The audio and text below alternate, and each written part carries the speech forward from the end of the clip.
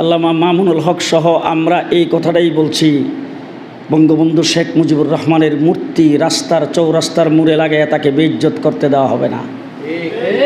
এইটাই যদি অপরাধ হয়, আর এই অপরাধে যদি মামুনুল হক সাহেবকে গ্রেফতার করা হয়, আমি বলবো গ্রেফতারটা কইরা দেখেন মজাটা কেমন লাগে।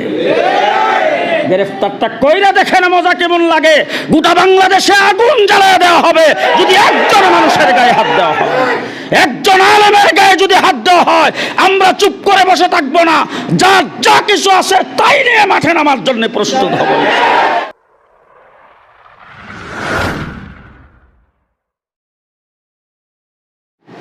এখন আমরা যেটা বলতে চাই, বঙ্গবন্ধু শেখ মুজিবুর রহমান স্বাধীনতার স্থপতি, বাংলাদেশ যার নেতৃত্বে স্বাধীন হয়েছে, আমাদের সম্মানিত ব্যক্তি, আমরা তার ব্যক্তিত্বকে কাজে লাগাইতে চাই, আমরা তাকে স্মরণ করতে চাই, আমরা তাকে মনে রাখতে চাই, আমরা তাকে সম্মানের ইজ্জত দিতে চাই।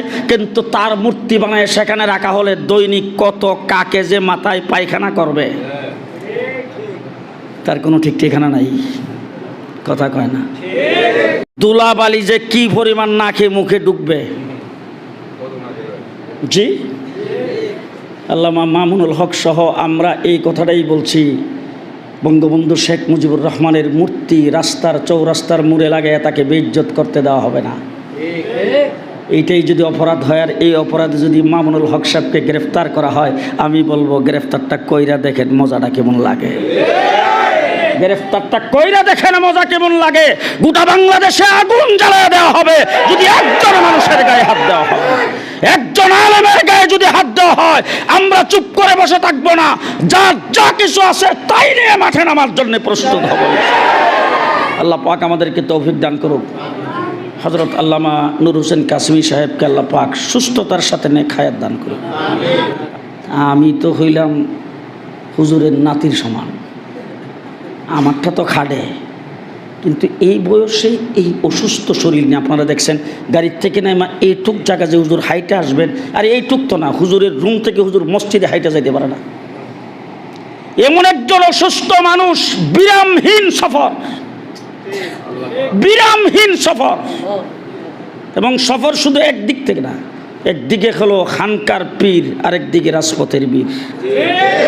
খানকার পীর, রাজপথের বীর। খানকাও আছে, মোহাম্মদ গঙ্গোহী রহমতুল্লাহ আলাইহির খলিফা। মাসিক ইসলাহি মজলিসও আছে, জায়গা জায়গা ইসলাহি মজলিসও আছে, মুরিদানদের তালিমও আছে। এরপর আবার বখারি পড়াই ৫-৭-১০টা মাদ্রাসায়, বখারি পড়ানো ঠিক আছে। এরপর আবার তাজকিয়ার কাজও ঠিক আছে, সিয়াসতও ঠিক আছে, অরাজনৈতিক হেফাজতে ইসলামও ঠিক আছে, আবার মাদ্রাসায় সবক দেওয়াও ঠিক আছে, ইখতিতামও ঠিক আছে, উলামায়ে কেরামকে দিক নির্দেশনা দেওয়া সেটাও ঠিক আছে। সব চলছে, সব বিরামহীন। আল্লাহ পাক ওনাকে আরো হিম্মত দান করুক, আরো সাহস দান করুক। আল্লাহ ওনাকে সুস্বাস্থ্য দান করুক, দীর্ঘ হায়াত আল্লাহ পাক দান করুক। ওনার জীবদ্দশায় বাংলাদেশে ইসলামী হুকুমত আল্লাহ কায়েম করে দেখ। সকলে বলেন আমিন। ও আখিরু দাওয়ানা আলহামদুলিল্লাহি রাব্বিল আলামিন।